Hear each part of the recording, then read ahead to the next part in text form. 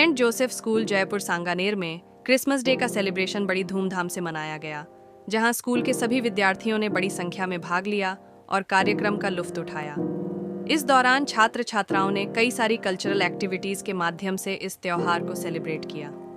इस दौरान स्कूल संचालक और सभी स्टाफ भी मौजूद रहा।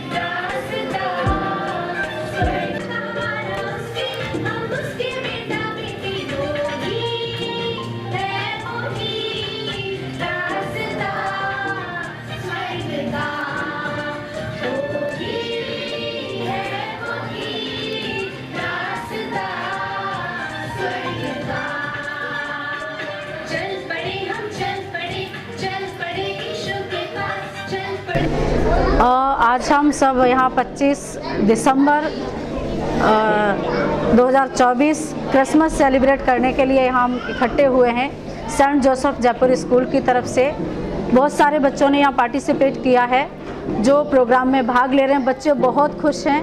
यहाँ हम एक शांति का प्रतीक इस त्यौहार को मानते हैं, तो यही संदेश देना चाहते हैं कि किस तरीके से प्रभु यीशु मसीह को लोगों ने सूली पर चढ़ा दिया, और ये संदेश देना चाहते हैं कि प्रभु यीशु मसीह ही हमारा उद्धार करता है।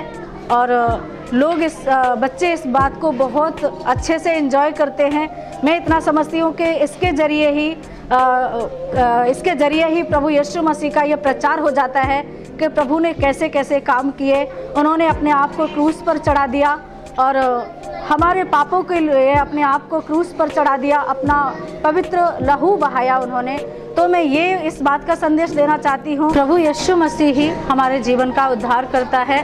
तो ये संदेश हम पहुँचाना चाहते हैं कि प्रभु ने इतने बड़े बड़े काम किए। बाइबल में पढ़ते हैं कि प्रभु ने लाल समुद्र को 2 भाग कर दिए, यरदन नदी के 2 भाग कर दिए। उन्होंने 4 दिन के मुर्दों को जिलाया, ये हम बाइबल में पढ़ते हैं। मरे हुओं को जिलाया, 5000 की भीड़ को सिर्फ 5 रोटी और 2 मछलियों से खाना खिलाया, 4000 की भीड़ को सिर्फ 7 रोटियों से खाना खिलाया, और सबूत के तौर पर उन्होंने 7 टोकरे बचाए। तो मैं ये सोचती हूँ कि 5000 की भीड़ को सिर्फ 5 रोटियों से खाना कैसे खिलाया होगा। तो ऐसा हमने कहीं नहीं देखा, लेकिन ये बाइबल में देखा जाता है कि 5000 की भीड़ को 5 रोटियों से खाना भी खिला दिया और सबूत के तौर पर 12 टोकरे बचा दिए। तो मैं ये समझती हूँ शायद प्रभु जैसे काम किसी ने नहीं किए। तो मैं यही संदेश देना चाहती हूँ। ये त्यौहार बहुत अच्छा है, बहुत बच्चे एंजॉय करते हैं, बड़े भी एंजॉय करते हैं। बच्चों को इस चीज़ का रहता है कि सांता आएगा और हमें गिफ्ट देकर जाएगा। तो बच्चे बहुत एंजॉय कर रहे हैं, और मैं आप सबको सेंट जोसेफ जयपुर स्कूल की तरफ से merry Christmas and happy new year. जैसे कि मैम ने बताया, मैं भी क्रिसमस के उस पर एक मैसेज देना चाहूँगी कि सब ऐसे सोचते हैं कि प्रभु यीशु मसीह कौन है।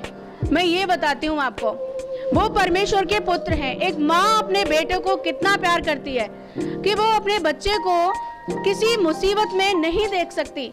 ऐसे ही परमेश्वर ने इस दुनिया को बनाया, और जब उन्होंने बनाया और फिर देखा कि लोग पाप में पड़ गए, बहुत सारे गलत काम करने लगे, और जब प्रभु ने देखा कि मैंने जो दुनिया बनाई उस दुनिया में लोग कैसे कैसे काम कर रहे हैं, तो प्रभु अपनी इस दुनिया को बनाकर वो पछताने लगे। लेकिन हम मदर और फादर के उससे देखते हैं कि जब बच्चों को वो, चाहे उनका बच्चा कैसा भी हो, उससे वो बहुत प्यार करते हैं, लेकिन उसको वो नाश नहीं कर सकते, उसके लिए वो गलत नहीं कर सकते। ऐसे ही परमेश्वर ने जब यह दुनिया बनाई और लोगों ने जब पाप किया तो उन्होंने उसको नाश नहीं किया, लेकिन जो उनका इकलौता पुत्र था, जो उनकी हमेशा गोदी में रहता था, उससे उन्होंने मुंह मोड़ लिया। उन्होंने उससे बोला कि बेटा आपको जाना पड़ेगा इस संसार में, और जो लोग पाप में पड़े हुए हैं उनका उद्धार करना है। तो अगर आप बाइबल में पढ़ेंगे तो ये देखेंगे और जानेंगे कि प्रभु यीशु मसीह का किसी महल में नहीं, किसी एक अच्छे हॉस्पिटल में नहीं, उनका जन्म एक चरनी में हुआ। चरनी का मतलब जहाँ गाय भैंस कितनी उनकी मतलब एक अगर हम जाएंगे वहाँ पे उस जगह पर कितनी बदबू होती है, उस जगह में परमेश्वर ने अपने पुत्र का जन्म ठहराया। अगर वो चाहते तो किसी महल में किसी राजा के घर में उसको पैदा कर सकते थे, लेकिन ये मैसेज फिर जो चरनी में प्रभु आए तो लोगों ने उनको दिखाया परमेश्वर ने कि ये चरनी जितनी गंदी जगह है ना, उसी तरीके की गंदगी आप लोग हम जो हैं इंसान हैं और जो पूरे संसार के लोग हैं उस गंदगी में पड़े थे। इसीलिए परमेश्वर ने अपने इकलौते पुत्र को उस चरनी में भेजा ताकि वो हमारा उद्धार कर सके, है ना। मेरा नाम सीमा सिंह है। Thank you. I am the best. I can do it.